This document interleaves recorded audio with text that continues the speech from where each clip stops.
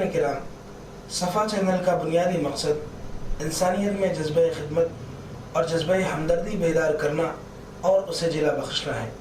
چنانچہ اس مقصد کی تکمیل کے لیے ہم روزانہ آپ کی خدمت میں خدمت خلق اور حقوق العباد کے عنوان سے مولانا غیاث احمد رشادی صدر صفا بیت المال انڈیا کے گراں قدر خطابات پیش کر رہے ہیں۔ کیا خرچ کر رہے ہو، کتنا خرچ کر رہے ہو، کس نیت سے خرچ کر رہے ہو، اللہ کو معلوم ہے، اس کو بتلانے کی ضرورت نہیں ہے۔ جس کو بتلانا تھا اس کو تو بتلا دیا۔ یہ ہے انفاق، اللہ کی راہ میں خرچ کرنا۔ اور ہے دیکھیے وَيَسْأَلُونَكَ مَاذَا يُنْفِقُونَ، ایک اور آیت ہے سورہ بقرہ کی آیت نمبر 218۔ پیارے پیغمبر صلی اللہ علیہ وسلم سے لوگ پوچھتے تھے کہ پیارے پیغمبر صلی اللہ علیہ وسلم ہم اللہ کی راہ میں کس قدر خرچ کریں۔ يَسْأَلُونَكَ مَاذَا يُنْفِقُونَ قُلِ الْعَفْوَ، کہہ دیجئے کہ جو تمہاری ضرورت سے زائد ہو وہ خرچ کرو۔ لیکن یہ آیت زکوٰۃ کی وجہ سے منسوخ، زکوٰۃ کا جو حکم آیا، جب زکوٰۃ والی آیت نازل ہوئی انما الصدقات للفقراء والمساکین والعاملین علیہا والمؤلفۃ قلوبہم وفی الرقاب والغارمین وفی سبیل اللہ وابن السبیل، یہ آیت جب نازل ہوئی اور زکوٰۃ فرض کر دی گئی کہ تمہارے مال میں سے اتنے فیصد تم کو اللہ کی راہ میں خرچ کرنا ہے، اس کا نصاب بتلا دیا گیا، تو پھر یہ آیت منسوخ ہو گئی جو قل العفو، ضرورت سے زائد۔ ورنہ اگر یہ آیت اگر منسوخ نہ ہوتی تو ہمارے پاس ہمارے گھر میں ضرورت سے زیادہ جتنا مال ہے وہ سب راہ خداوندی میں خرچ کرنا فرض ہو جاتا۔ اللہ تبارک و تعالیٰ کا احسان ہے کہ اللہ تعالیٰ نے ہم کو اختیار دیا کہ ہم خود بھی جو چیزیں ہمارے پاس موجود ہوں ضرورت کی وہ استعمال کریں، ضرورت سے زائد بھی کچھ رکھیں، آئندہ زندگی کے لیے بھی رکھیں، اس کی اجازت دی گئی ہے۔ اور اس کے بعد وراثت کا حکم نازل کیا گیا ہے۔ سورہ بقرہ کی آیت نمبر 219، اس پر بھی غور کیجیے، یہ بھی حقوق العباد سے متعلق ہے۔ آپ غور کیجیے کہ قرآن مجید میں حقوق العباد سے متعلق کتنی آیتیں ہیں اور کس قدر حقوق العباد، ہمدردی، احسان، غمخواری، ایک دوسرے پر رحم دلی اور نفع بخشی اور خدمت، ان تمام امور سے متعلق کتنے احکامات نافذ کیے گئے ہیں۔ ان تمام کا تعلق حقوق العباد سے ہے۔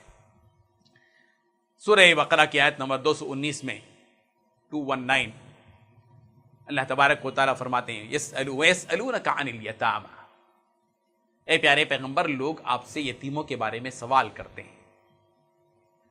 اس آیت کو سمجھنے سے پہلے اس بات پر غور کیجیے کہ یتیموں کے سلسلے میں قرآن مجید میں جو ہدایات دی گئی ہیں وہ یہ ہیں کہ اللہ تبارک و تعالیٰ نے سب سے پہلے فرمایا تھا کہ وَلَا تَقْرَبُوا مَالَ الْيَتِيمِ إِلَّا بِالَّتِي هِيَ أَحْسَنُ، کہ دیکھو یتیم کے مال کے قریب بھی مت جاؤ، یعنی احتیاط رکھو، یتیم کا جو مال ہے یہ یتیم ہی پر خرچ ہونا ہے، کہیں ایسا نہ ہو کہ تم یتیم کے مال کو اپنی ذات پر خرچ کر لو اور اس کا استحصال ہو جائے، ناجائز طریقے سے اس کا مال ہو جائے، استعمال نہ کر لو۔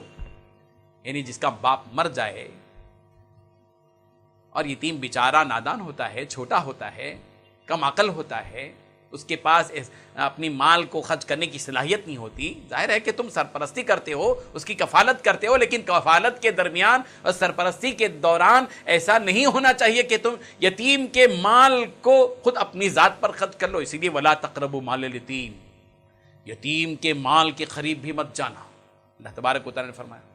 اور ایک جگہ فرمایا ان الذین یأکلون اموال الیتامی ظلما انما یأکلون فی بطونہم نارا، کہ جو لوگ یتیم کے مال کو ناحق کھاتے ہیں گویا کہ وہ اپنے پیٹ میں آگ کھا رہے ہیں، منع کر دیا گیا۔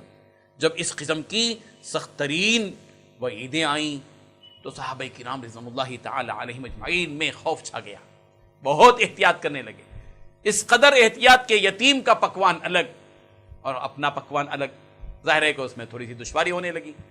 اب یہ یتیم ہے تو اس کا کھانا ہی الگ، اس کی چیزوں کو اسی کے لیے استعمال کرنا، خلط ملط نہیں ہونا چاہیے، اس لیے بہت زیادہ احتیاط ہونے لگا۔ تو پھر لوگ سوال کرنے لگے یتیموں کے بارے میں، یسألونک عن الیتامی، یتیموں کے بارے میں لوگ سوال کر رہے ہیں۔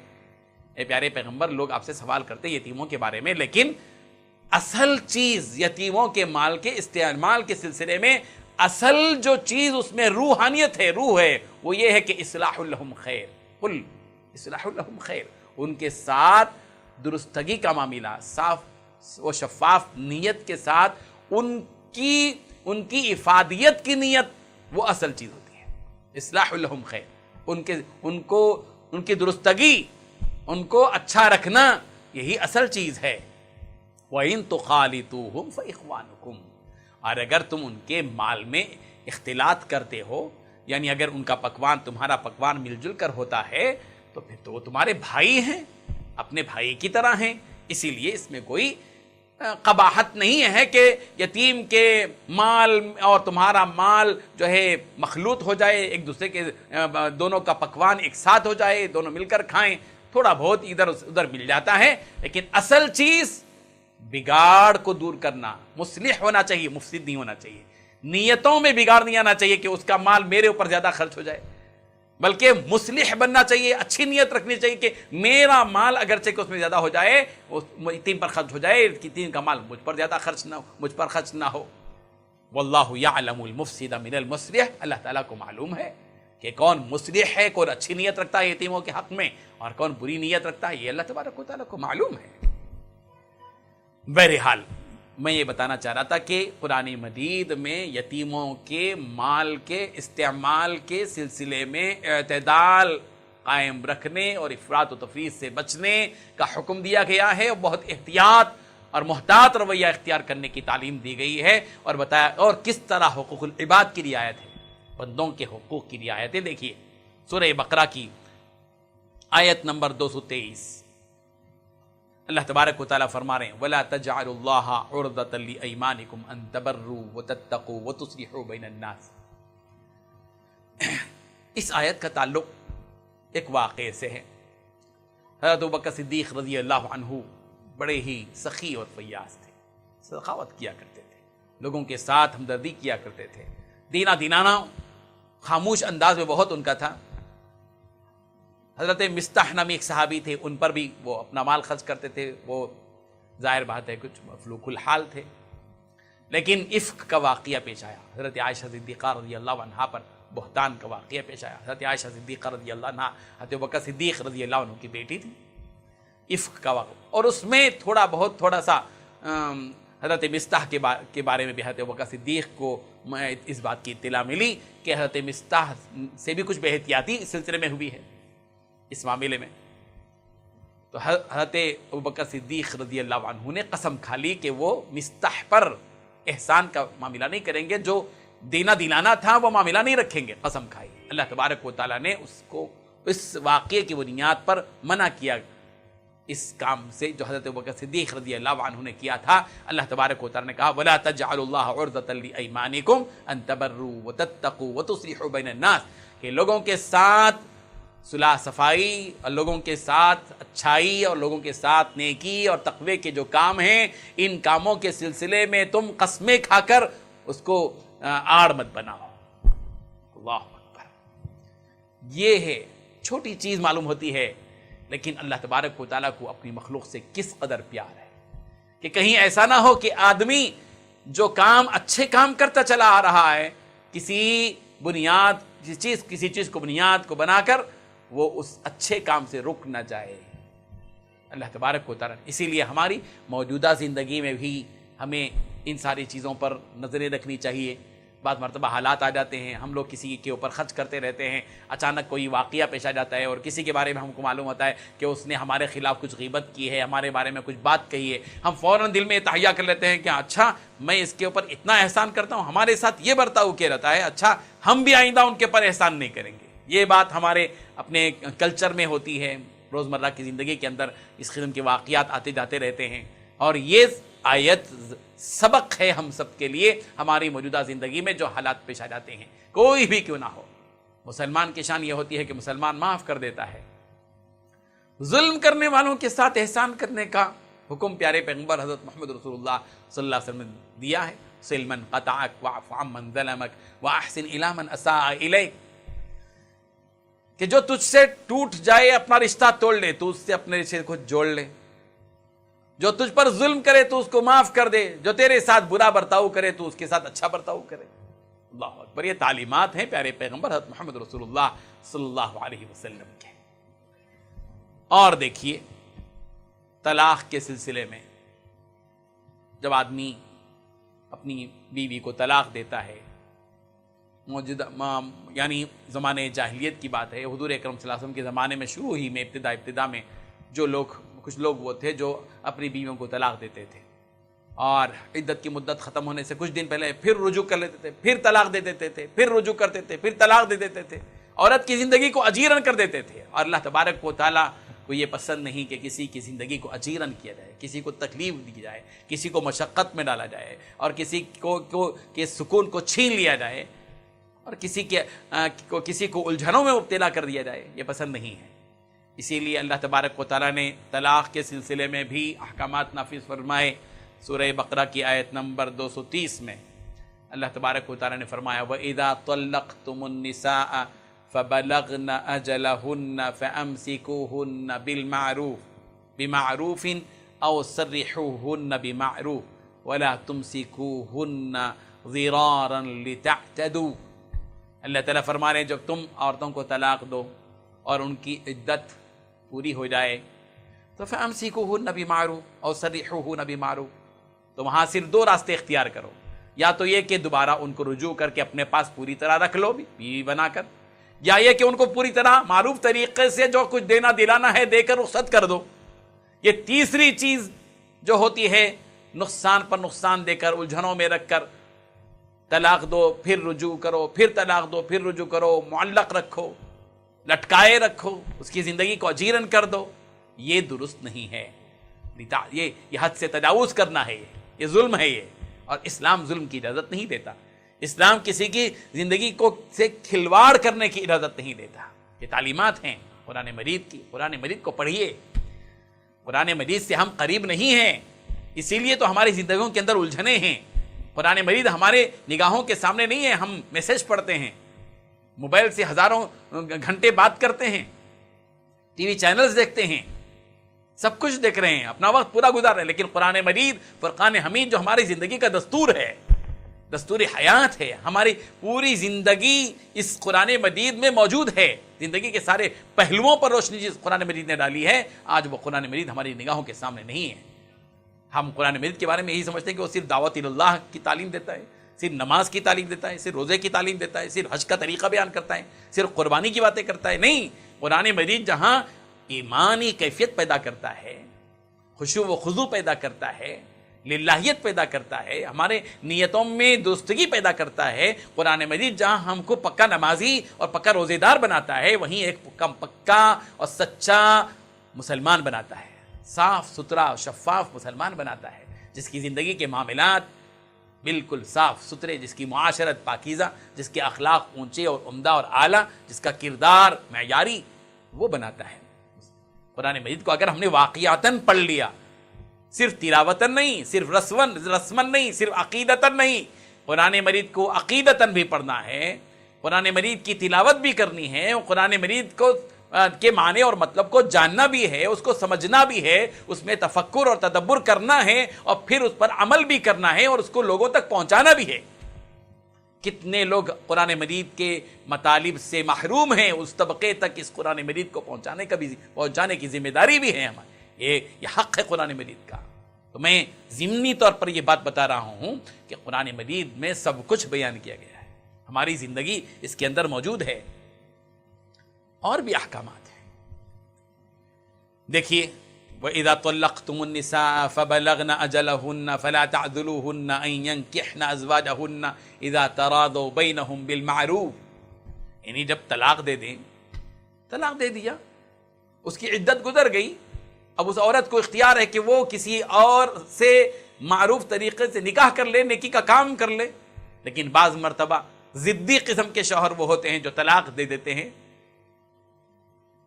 پھر اس کے بعد ان کی عدت کی گزرنے کے بعد ان کے دوسرے نکاح میں روڑے اٹکاتے ہیں، درار ڈالتے ہیں، ان کی زندگی کو اجیرن کرتے ہیں، ان کو دق کرتے ہیں، ٹارچر کرتے ہیں.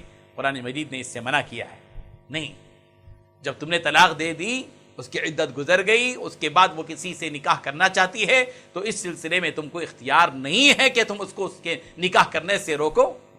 اس کی فطرت سے اس کو روکنا یہ ظلم ہے. اور اسی طریقے سے بیواؤں کے سلسلے میں بھی ہے. قرآن مجید کی آیت نمبر 233 اللہ تبارک و تعالیٰ فرمانے والذین یتوفون منکم ویذرون ازواجا یتربصن بانفسہن 4 اشہر وعشرا فاذا بلغن اجلہن فلا جناح علیکم فیما فعلن بانفسہن بالمعروف. صاف صاف باتیں بتا دی گئی ہیں. اللہ اکبر. کہ تم میں سے جو اس دنیا سے چلے جاتے ہیں، وفات ہو جاتے ہیں اور اپنے پیچھے عورتیں چھوڑ جاتے ہیں، بیویاں چھوڑتے ہیں، 1 بیوی یا 2 بیویاں جو بھی ہو، 3 بیویاں یا 4 بیویاں جو بھی ہو، چھوڑ جاتے ہیں. یتربصن بانفسہن 4 اشہر وعشرا. تو اس بیوہ عورت کو چاہیے، ان بیوہ عورتوں کو چاہیے کہ وہ 4 مہینے 10 دن تک اپنے آپ کو عدت کی مدت میں رکھیں، انتظار میں رکھیں، عدت کی مدت گزاریں. فَإِذَا بَلَغْنَ أَجَلَهُنَّ، پس جب وہ اپنی عدت کی جو مدت ہے وہ پوری کر لیں، فَلَا جُنَاحَ عَلَيْكُمْ فِي مَا فَعَلْنَ بِأَنفُسِهِنَّ بِالْمَعْرُوفِ. بس اس کے بعد کوئی گناہ نہیں ہے کہ وہ اپنے بارے میں کوئی معروف نیکی کے کام کرنے کا، نکاح کرنے کا کوئی فیصلہ کر لیں. ہندوستانی معاشرے کے اندر یہ بھی بات بڑی عجیب ہے، ظلم ہے، ایک خاموش قسم کا ایک ظلم چل رہا ہے. وہ ہے بیوہ عورت کو دوبارہ نکاح کرنے کے سلسلے میں. جب کوئی عورت بالخصوص نوجوانی کے عالم میں ہوتی ہے، 40 سال 50 سال کی عمر میں، 35 سال 30 سال کی عمر ہوتی ہے، اور اس کے شوہر کا اچانک کسی وجہ سے، بیماری کی وجہ سے یا حادثے کی وجہ سے انتقال ہو جاتا ہے، ایسی صورت میں جب وہ عورت عدت کے بعد اپنے ایمان کے تحفظ کے لیے، اپنے آپ کو جرائم اور گناہوں میں مبتلا ہونے سے بچانے کے لیے، اپنی زندگی کے مستقبل کو سنوارنے کے لیے وہ اگر نکاح کرنا چاہتی ہے تو لوگ اس کے پر تانے دیتے ہیں، دیکھو شوہر کا انتقال ہو گیا اور یہ نکاح کر رہی ہے. کوئی معیوب بات نہیں ہے. یہ ہندوستانی معاشرے کے اندر ایک زمانے میں رہا، ستی کا رواج تھا. شوہر کے انتقال کے بعد اس کو جیسے آگ میں ڈالا جاتا تھا، عورت بھی آگ میں کود جاتی تھی. یہ انسانیت کے خلاف والا عمل تھا. مذہب اسلام اس کی بالکل تعلیم نہیں دیتا. مذہب اسلام اس بات کی اجازت دیتا ہے کہ جن کا انتقال ہو جائے اور اپنے پیچھے بیوی چھوڑیں، اور اس کو عدت کے گزرنے کے بعد 4 مہینے 10 دن کے بعد اس کو اختیار ہے کہ وہ نکاح کرے. یہ حقوق انسانی ہے. یہ اسلام عورت کے حقوق ضائع نہیں کرتا. قرآن مجید کی روشنی میں سمجھیے، اسلام عورت کا مخالف نہیں ہے. یہ جو باور کیا جاتا ہے نئی روشنی کے لوگ اور مغربی تہذیب کے لوگ یہ بتاتے ہیں کہ اسلام نے عورت کو قید میں رکھا ہے، بالکل غلط بات ہے. اسلام نے عورت کو حق دیا ہے، عورت کی حفاظت کی ہے، عورت کی عفت و عصمت کی حفاظت کی ہے. اسلام ہی جانتا ہے کہ عورت کی قدر و قیمت کیا ہے، اسی لیے اس کی حفاظت کرتا ہے. سونے اور چاندی، ہیرے اور جواہرات سے زیادہ حفاظت عورت کی کرتا ہے اسلام. لوگ ڈھونگ مچاتے ہیں کہ یورپ میں عورت کو آزادی ہے. بتائیے آزادی کس چڑیا کا نام ہے؟ آج کے اخبارات میں دیکھیے کہ یورپ کے اندر 4 کروڑ خواتین مردوں کے ظلم کا شکار ہیں، جن کو ڈنڈوں سے پیٹا جاتا ہے، مارا جاتا ہے. 4 کروڑ کی تعداد ہے آج یورپ کے اندر. یہ معمولی بات نہیں ہے. جہاں یہ کہا جا رہا ہے کہ عورت کو آزادی ہے، وہاں مردوں کے ظلم کا شکار ہیں 4 کروڑ کی تعداد میں خواتین. مذہب اسلام عورت کی ضروریات، اس کے تقاضوں، اس کی نزاکت، اس کے ضعف کا لحاظ رکھتا ہے، اس کی کمزوری کا لحاظ رکھتا ہے. پیارے پیغمبر صلی اللہ علیہ وسلم نے فرمایا خیرکم لأہلی، تم میں بہتر وہ ہے جو اپنی بیوی کی نگاہ میں بہتر ہو. عورتوں کے ساتھ پیارے پیغمبر صلی اللہ علیہ وسلم نے رحم دلی کرنے کا، ان کے حقوق ادا کرنے کا، آپ صلی اللہ علیہ وسلم نے اپنی زندگی کے آخری ایام میں، آخری اوقات میں عورتوں کے ساتھ بہتر برتاؤ کرنے کا حکم دیا. یہ احکامات ہیں. نبی کریم حضرت محمد رسول اللہ صلی اللہ علیہ وسلم نے امت مسلمہ کو بتلایا ہے کہ امت مسلمہ کس قدر اپنی عورتوں کے ساتھ، اپنی بیویوں کے ساتھ اچھا برتاؤ کرے. اور سورہ بقرہ کی آیت نمبر 235 میں فرمایا لا جناح علیکم ان طلقتم النساء ما لم تمسوهن او تفرضوا لهن فریضہ ومتعوهن على الموسع قدر وعلى المقتر قدر متاعا بالمعروف.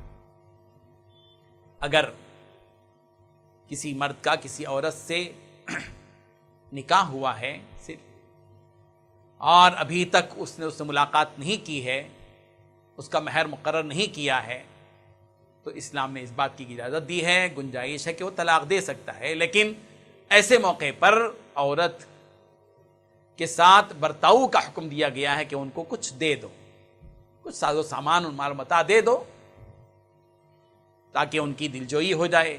اور طاقت رکھنے والا علی الموسع قدر وعلی المقتر قدر، طاقت رکھنے والا زیادہ مالدار ہے تو اس کے بقدر وہ زیادہ دے، اور اگر تنگ دست ہے تو وہ اپنے بقدر دے، معروف طریقے سے کچھ دے دے. اور اسی طریقے سے درگزر کرنے کا معاملہ، کسی بھی معاملے میں اس دیواری زندگی ہی میں معاف کر دینا، درگزر کر دینا، یہ تقوی کے زیادہ قریب ہے. سورہ بقرہ کی آیت نمبر 237 میں اللہ تبارک و تعالی نے فرمایا وَأَن تَعْفُوا أَقْرَبُ لِلتَّقْوَى، کہ تمہارا معاف کر دینا تقوی سے زیادہ قریب ہے. ظلم کرنا تقوی کے قریب نہیں ہے، یہ شیطانیت والا عمل ہے. معاف کر دینا کسی کو، درگزر کر دینا کسی کی لغزشوں کو، یہ تقوی سے زیادہ قریب ہے. اور راہ خداوندی میں خرچ کرنے کی بات قرآن مجید نے بار بار کہی ہے، اور میں نے اس سے پہلے بھی بتایا سورہ بقرہ کے اندر کہ اللہ تبارک و تعالیٰ نے سورہ بقرہ میں بار بار راہ خداوندی میں خرچ کرنے کا حکم دیا ہے. من ذا الذی یقرض اللہ قرضا حسنا فیضاعفہ لہ اضعافا کثیرا. سورہ بقرہ کی آیت نمبر 244 ہے. یہ آیت کب نازل ہوئی؟ یہ آیت اس وقت میں نازل ہوئی تھی جبکہ آیت نمبر 265 میں 265 میں اللہ تعالیٰ نے فرمایا مثل الذین ينفقون اموالهم فی سبیل اللہ کمثل حبۃ انبتت 7 سنابل فی کل سنبلۃ 100 حبۃ. ان لوگوں کی مثال جو اپنے مال اللہ کی راہ میں خرچ کرتے ہیں کمثل حبۃ، وہ ایک اس دانے کی طرح ہے جو دانہ، جس دانے کو کسان بوتا ہے، زمین میں ڈالتا ہے، اور اس ایک دانے سے 7 بالیاں نکلتی ہیں، ہر بالی میں 100 دانے ہوتے ہیں. تو ایک کسان کے ایک دانے نے 700 دانوں کی شکل جو اختیار کی ہے.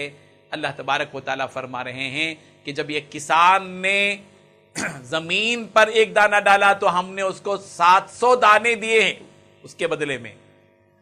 بالکل اسی طرح جب کوئی شخص ہماری راہ میں ایک خرچ کرے گا، 1 روپیہ خرچ کرے گا، ہم اس کو 700 گنا بنا کر دیں گے. جب یہ آیت نازل ہوئی تو پیارے پیغمبر صلی اللہ علیہ وسلم کو احساس ہوا، اللہ تبارک و تعالیٰ سے مزید اجر مانگا اپنی امت کے بارے میں. کتنی محبت تھی پیارے پیغمبر صلی اللہ علیہ وسلم کو اپنی امت کے بارے میں، کتنا پیار تھا اور کتنی حرص تھی سرکار کو اجر کی اپنی امت کے معاملے میں. اللہ کے رسول صلی اللہ علیہ وسلم نے فرمایا میرے لیے اور میری امت کے لیے خرچ کرنے پر ایک کے بدلے 700 ہے، اس سے زیادہ مجھے اجر چاہیے، ہم کو اجر چاہیے، زیادہ اجر مانگا گیا. تو اللہ تبارک و تعالیٰ نے اس وقت میں قرآن مجید کی یہ آیت نمبر 244 اللہ تبارک و تعالیٰ نے نازل فرمائی من ذا الذی یقرض اللہ قرضا حسنا. کون ہے وہ جو اللہ کو قرض حسنا دے؟ قرض حسنا تو دنیا میں ایک دوسرے کو دیا جاتا ہے، بھئی تھوڑا سا 10,000 روپے قرض حسنا دیجیے. قرض حسنا کا معنی ہوتا ہے کہ قرض لے لیا جائے کسی سے اور واپس جس مدت میں لوٹانے کا وعدہ کیا گیا ہے اس کو لوٹا دیا جائے، یہ قرض حسنا ہے. اس سلسلے کا اگلا مضمون کل اسی وقت ملاحظہ کریں.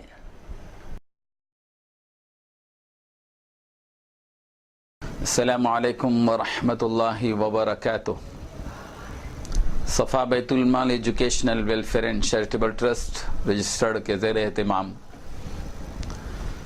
مختلف فلاحی اور رفاہی خدمات الحمدللہ جاری ہیں. گزشتہ 7 سال سے یہ ادارہ اپنی خدمات جاری رکھے ہوئے ہے. موسمی خدمات میں ماہ رمضان مبارک کے موقع پر غریب روزے داروں میں رمضان راشن تقسیم کا ایک بڑا نظام چلتا ہے.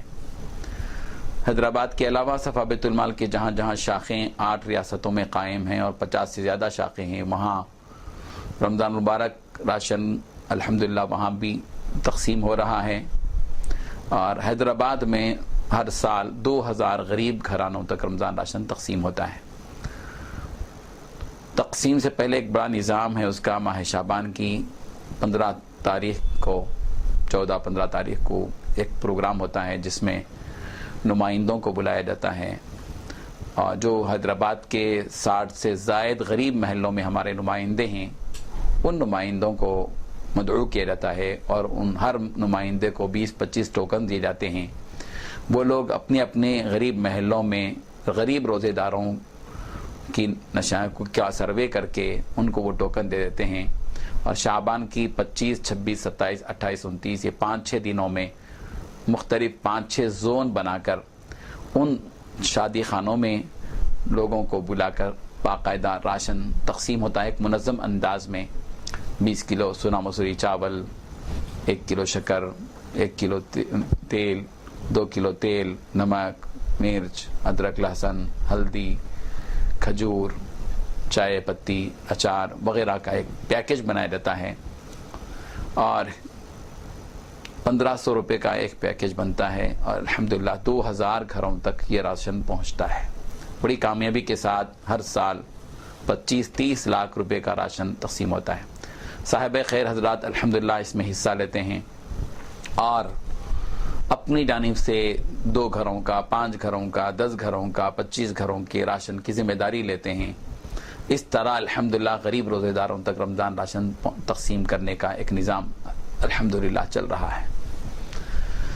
ہماری فکر یہ ہے کہ رمضان کے موقع پر بہت سے ایسے غریب خاندان ہوتے ہیں جن کے پاس افطاری کے لیے، سحری کے لیے معقول جو ہے راشن نہیں ہوتا۔